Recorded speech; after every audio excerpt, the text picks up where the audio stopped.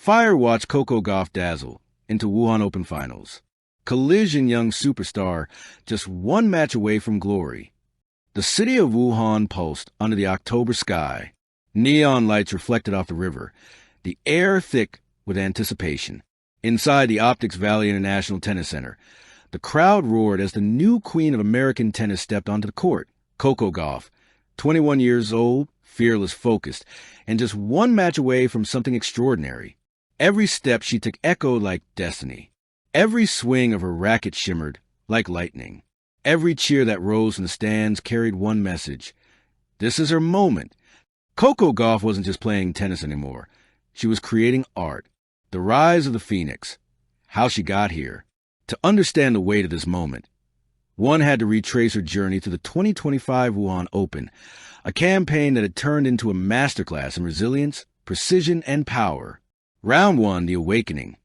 Facing China's veteran Shuai Zhang, Gauff walked into a stadium filled with local fans waving flags and chanting in Mandarin. The noise was deafening. But Coco thrived in chaos. She silenced the crowd with a dominant 6-3, 6-2 victory. Her footwork electric, her serve unbroken. It wasn't arrogance. It was presence. Round 2, the test. Up against crafty German Laura Siegemund, Gauff was dragged into a mind game of spins, drops, and sneaky slices. The match tested her patience, but Coco stayed composed. Her maturity shone as she dismantled Siegemund 6-0, 6-3. It was surgical, clinical, ruthless. Quarterfinal, the statement. Jasmine Paolini, Italy's fearless warrior, came next. The two went toe-to-toe in explosive rallies that had fans gasping. But Gauff's defense was impenetrable, her counter-punching impeccable. She won 6-4, 6-3, never broken, never panicked. And then came the semifinal, a stage where great players become legends. Semifinal showdown, fire meets ice. The semifinal against Jasmine Paolini was a spectacle of skill, emotion, and raw determination. The crowd leaned forward from the very first point. Coco, dressed in vibrant teal, looked radiant yet dangerous, like calm before a storm. The first few games were a blur of intensity. Paolini's forehand was ferocious. Gauff's defense was divine. Every shot echoed across the arena, and yet Gauff's expression never changed. She was in that sacred zone, where instinct and preparation fuse into art. At 4-4, the rally of the night unfolded. A 28-shot exchange, both players pushing limits. Cross courts, lobs, volleys, slices. Finally, Coco unleashed a backhand passing shot that landed square on the line. The crowd gasped and erupted. Coco looked up, eyes burning. She pumped her fist once and mouthed, "Let's go!" Moments later, she closed the set 6-4. The second set followed the same rhythm, but this time, Coco elevated. Her serve cracked like thunder. Her footwork turned defense into attack. Final score, 6-4, 6-3. She dropped her racket, threw her head back, and smiled, a radiant, victorious, almost disbelieving smile. The Wuhan crowd rose to its feet. For a moment, even the cameras seemed to freeze, capturing the birth of something bigger than just another finalist. Coco Gauff wasn't chasing greatness anymore. She was greatness. The power of poise behind the smile.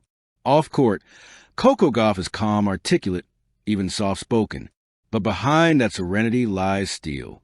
After her semifinal victory, she walked into the press room with a quiet glow. Reporters buzzed like bees, but Coco's words were measured. "I feel like I've grown. Not just as a player, but as a person. Every match teaches me something new about myself." She didn't boast. She didn't celebrate prematurely.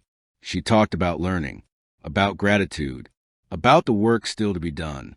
That humility, paired with her unstoppable drive, was what made her unstoppable. Her coach, Brad Gilbert, smiled later when asked about her composure. "Coco doesn't panic. She processes. You can't teach that. She's born for these moments." Even her opponents felt it. Paolini, ever gracious, told reporters, "She doesn't just hit the ball hard. She plays with her soul. You can feel it." The legacy of fire, from promise to power. Coco's rise wasn't sudden. It was inevitable. Born in Delray Beach, Florida, she had been a prodigy since childhood. At 15, she stunned Venus Williams at Wimbledon. At 19, she won her first Grand Slam, the U.S. Open.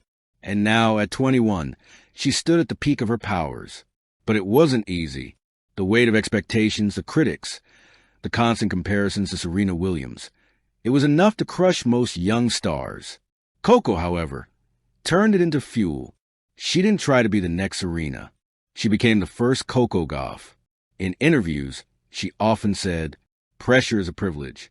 It means people believe you can do great things." And in Wuhan, she lived that truth. He Wuhan magic. When the crowd fell in love, there was something magical about how Wuhan embraced Coco Gauff. By the semifinals, she wasn't just the American hope. She was a crowd favorite. Local fans made banners in English and Chinese. Gauff equals energy plus elegance. Go Gauff. Every time she smiled, the crowd melted.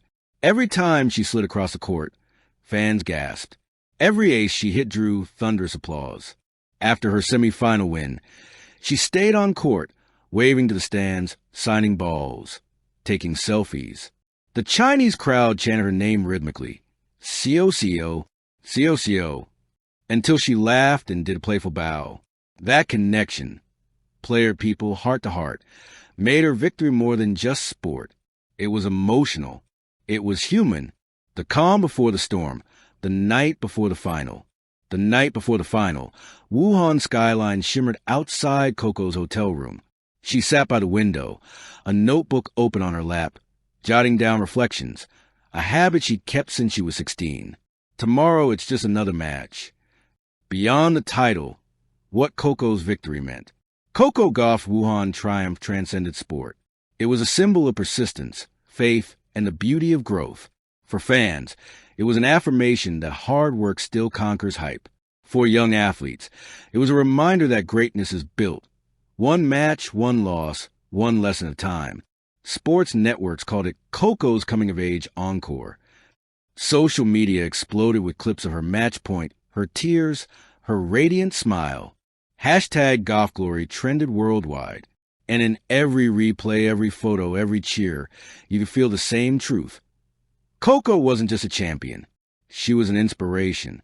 Epilogue, the girl who never stops believing. A few hours after the trophy ceremony, Coco sat alone in the quiet of her locker room. The noise had faded, but her heart was still racing. She looked at her reflection in the mirror, eyes tired, smile wide, and whispered, "We did it!" Her phone buzzed. A message from Serena Williams. That was legendary. "You're carrying the torch beautifully. Keep shining, baby girl." Coco smiled, tears forming again. She typed back, "Thank you. Trying to make you proud." She packed her bag, slipped on her hoodie, and left the arena quietly.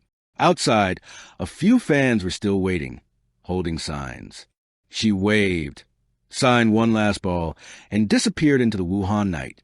Behind her, the arena lights dimmed, but her glow only burned brighter. Because Coco Gauff wasn't just one match away from glory anymore. She was glory. And her journey, unstoppable, dazzling, unforgettable, had only just begun. Collision Fire. Thank you for watching. Please don't forget to hit the subscribe button, like and share. Till next time.